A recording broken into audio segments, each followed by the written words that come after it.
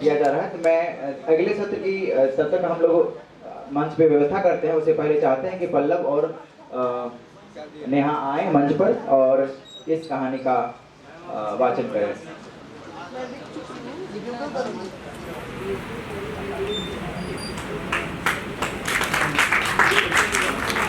एक नवांकुर साहित्यकार अपने साथी को सम्मानित कर रहा है, तो इसलिए इतनी कमजोर तालियां बजाएंगे कि ये बिल्कुल पल्लव जी को सम्मानित करें। बुक ऑडियो ये स्टार्टअप है, आप इसके बारे में थोड़ा और विस्तृत जानकारी ले लेंगे तो शायद हम सब इनसे जुड़ जाएंगे। इस ऑडियो बुक से बहुत तरह के भी चल रहे हैं स्टार्टअप इस तरह के, लेकिन ये खास है क्योंकि ये टीम पूरी जो है वो दुनिया भर की जो श्रेष्ठ कहानियां हैं, जो श्रेष्ठ कविताएं हैं, जिसे लोग सुनना पसंद करते हैं और जो गुणवत्तापूर्ण है, उसको हम सब के बीच लाने का काम करता है। तो मैं सीधे अब ये मंच जो है पल्लव और नेहा जी को सपोर्ट करता हूँ, आप आए और इसका वाचन करें। अब एक परिवार की तरह हम बन गए हैं और हमारे साथ हमारी साथी हैं,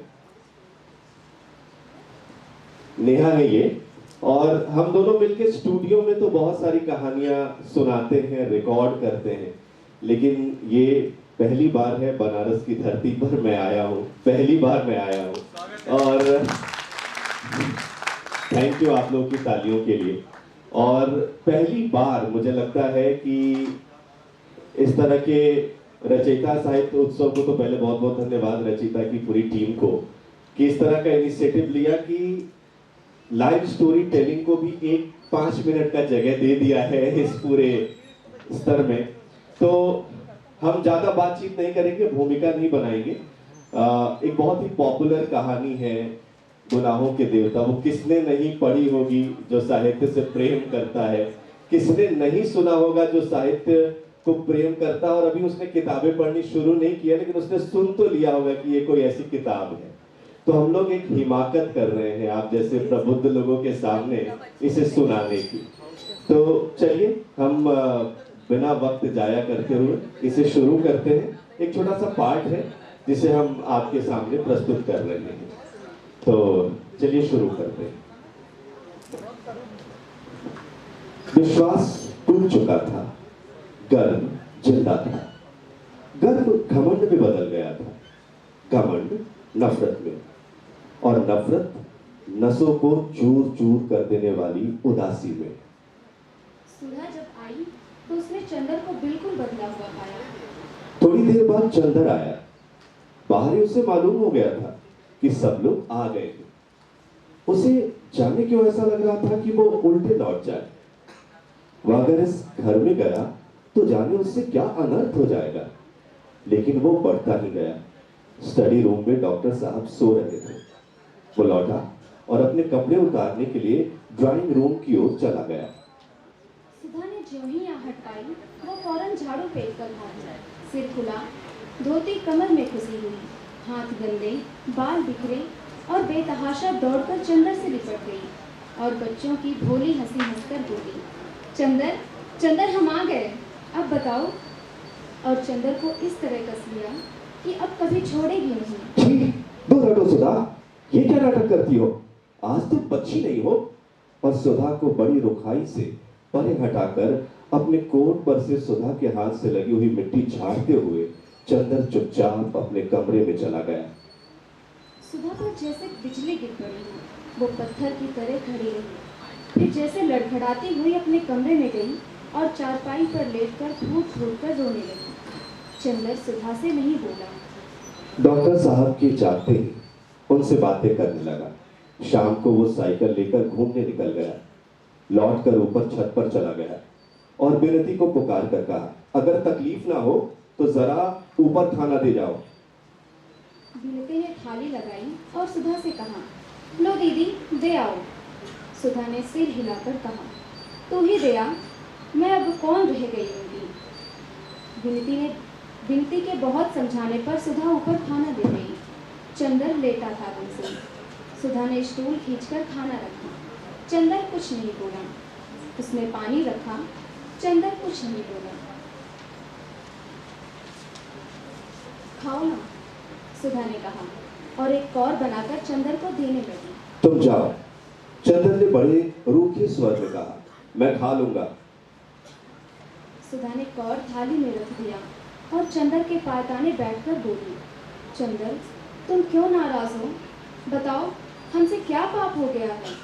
पिछले 1.5 महीने हमने एक एक क्षण गिन गिन कर काटे हैं कि कब तुम्हारे पास आए।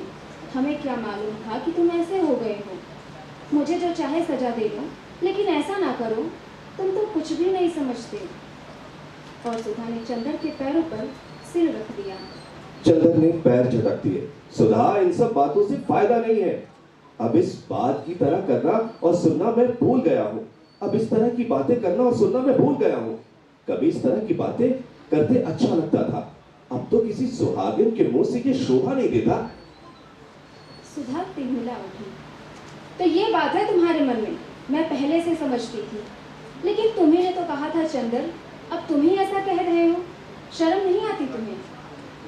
और सुधा ने हाथ से ब्याह वाले चूड़े उतारकर छत पर फेंक दिए, बिछिया उतारने लगी और पागलों की तरह फटी आवाज में बोली, जो तुमने कहा मैंने किया, अब जो कहोगे वही करूंगी, यही चाहते हो ना? और अंत में उसने अपनी बिछिया उतारकर छत पर फेंक दी। चंदर कांप गया। उसने इस दृश्य की कल्पना भी नहीं की थी। विनती, विनती, उसने घबरा कर पुकारा और सुधा से बोला, अरे ये क्या कर रही हो? कोई देखेगा तो क्या सोचेगा? पहनो जल्दी से। मुझे किसी की परवाह नहीं, तुम्हारा तो जी ठंडा पड़ जाएगा ना। चंदर उठा, उसने जबरदस्ती सुधा के हाथ पकड़ लिए। विनती आ गई थी। लो, इन्हें चूड़ा पहना दो। विनती ने चुपचाप चूड़े और बिछिया पहना दी। सुधा चुपचाप उठी और नीचे चली गई। चंदर अपने खाट पर सिर झुकाए लज्जित सा बैठा था। लीजिए, खाना खा लीजिए, विनती बोली। मैं नहीं खाऊंगा, चंदर ने रूधे गले से कहा। खाइए, वरना अच्छी बात नहीं होगी। आप दोनों मिलकर मुझे मार डालिए, बस किस्सा खत्म हो जाए। ना आप सीधे मुंह बोलते हैं, ना दीदी। पता नहीं आप लोगों को क्या हो गया है। चंदर कुछ नहीं बोला।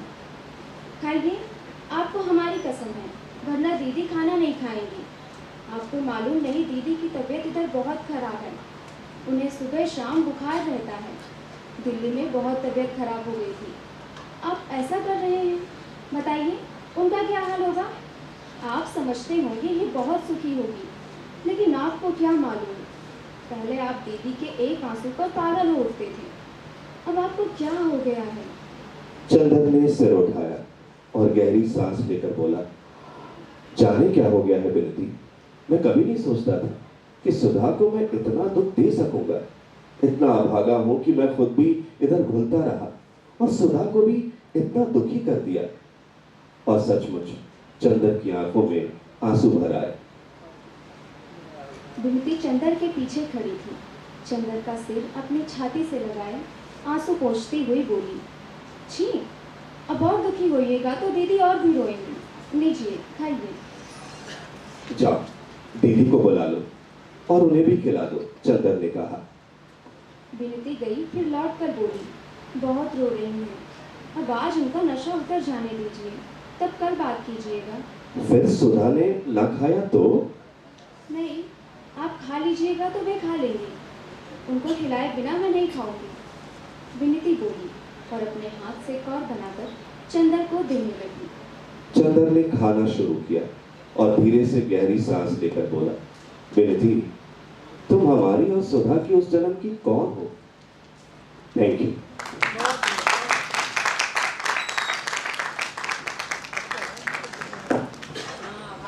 आवाज आपकी बहुत सुंदर है, दोनों ने बहुत